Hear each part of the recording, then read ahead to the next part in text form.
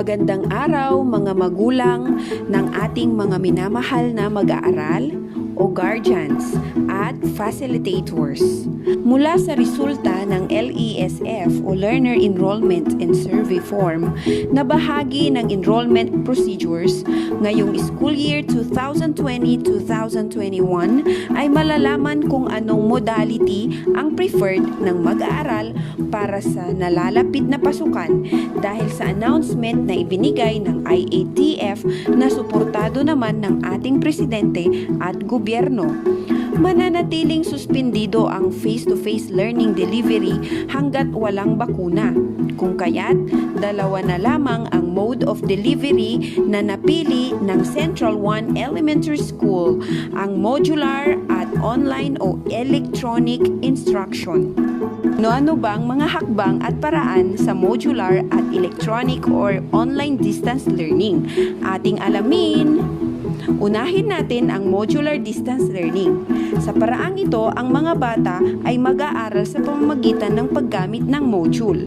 Ang mga modules na manggagaling sa DepEd Central Office through the different regional offices na ibibigay sa Schools Division Office ay ipapareceive sa bawat paaralan upang ma-print. Matapos i-print, ibibigay ito sa mga paaralan, isasagawa ang sorting at upang pagsasamahin ang mga modules ayon sa quarter, learning area at grade level. Matapos nito, ilalagay ang mga modules sa isang learning stall na kung saan ang mga silid-aralan ay maaari ring magsilbing kiosk o learning stall dahil pansamantala namang walang gagamit nito. Ang magtatakda kung saan, kailan, aling silid-aralan ang magsisilbing kiosk o lugar ng pagkukunan o pagsasaulian ng printed modules ay ang guro o tagapayo, kung saang baitang naka-enroll ang isang batang mag-aaral. Batay na rin sa utos ng principal. Siguraduhin naka-enroll ang bata at naka-register gamit ang LESF sa Central 1 Elementary School. Siyempre, ang piniling modality ay modular distance learning. Maaaring magtakda ng ilang alituntunin ang Central 1 para sa pag-release o pagbibigay at pag-retrieve o pagkuha ng mga gagamiting modules. Makiisa at humingi ng gabay sa advisor o guro na i-assign sa pamamahala ng pagbibigay at pagsasauli ng module. Inaasahan ng mga magulang o sino mang nakatatanda ang kukuha ng module sa tinakdang lugar o kiosk. Inaasahan din po na makikipagtulungan ang mga opisyalis ng barangay. Bago ito, kinakailangang personal na pumunta ang magulang o guardian na mag-aaral sa paaralan kung walang access sa internet o mag-online registration. Kaya gumamit ng QR code bilang safety measures upang mapanatili pa din ang kaligtasan ng bawat isa. Ang QR code o Quick Response Code ay magsisilbing tanda ng eskwelahan kung kanino naka-issue ang module at mga pagkakakilanlan nito upang madali rin malocate ang module na pagmamay-ari ng gobyerno. Ang mga modules ay pansamantalang ipinahihiram sa mga bata, kaya dapat lamang na panatilihin ang kaayusan nito. Sa oras na matanggap na ng bata ang kanyang sariling module, masisimulan na niya ang kanyang pag-aaral. Kung ang mag-aaral ay independent, maaari na siyang sumagot sa mga activities sa modules. Subalit sa mga dependent na bata o yung mga wala pang sariling kakayahang sumagot, lalo na sa mga lower grade levels, kinakailangan ng gabay ng magulang o ng mga nakatatanda.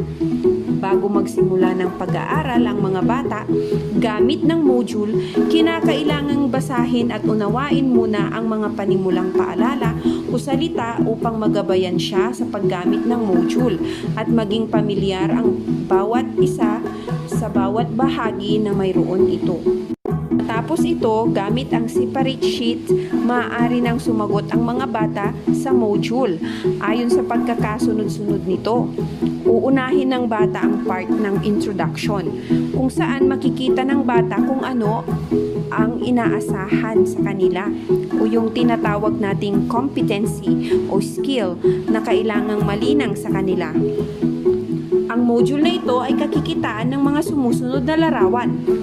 Alamin, nakapaloob dito ang target na pinakamahalagang kasanayan na dapat matamo o matutuhan ng mga mag-aaral pagkatapos na mapag-aralan ang mga nilalaman o kaalamang nasa module. Subukin.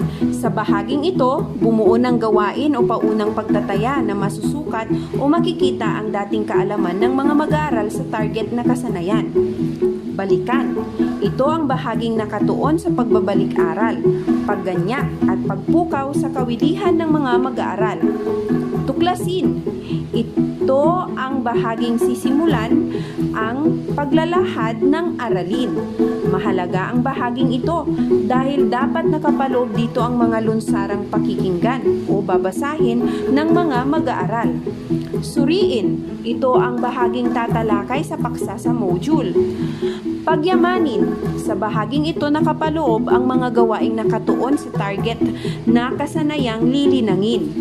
Isa-isip. Sa bahaging ito makikita ang mga gawain na hihikayat sa mag-aaral na lagumin o ilahad ang kanilang mga natutuhan sa module. Isagawa. Sa bahaging ito naman ay dapat magkaroon ng mga gawaing paglalapat ng natutuhan. Ang pagkakaiba nito sa gawaing pagpapayaman ay nakatuon sa kung paano ilalapat ang natutuhan sa totoong buhay o sa mga tunay na sitwasyon. Tayahin. Sa bahaging ito, magkakaroon ng gawaing tataya sa natutuhan ng mga mag-aaral. Ito ang bahagi na magpapatunay na talagang natutuhan ng mga mag-aaral ang inaasahang kasanayan. Karagdagang gawain. Ito ay bahagi ng module na kung saan may mga idinagdag na gagawin ang mga mag-aaral upang lalong matutunan ang pinag-aralan. Maaaring silipin o gabayan ng mga magulang ang mga bata habang nagsasagot sila ng module.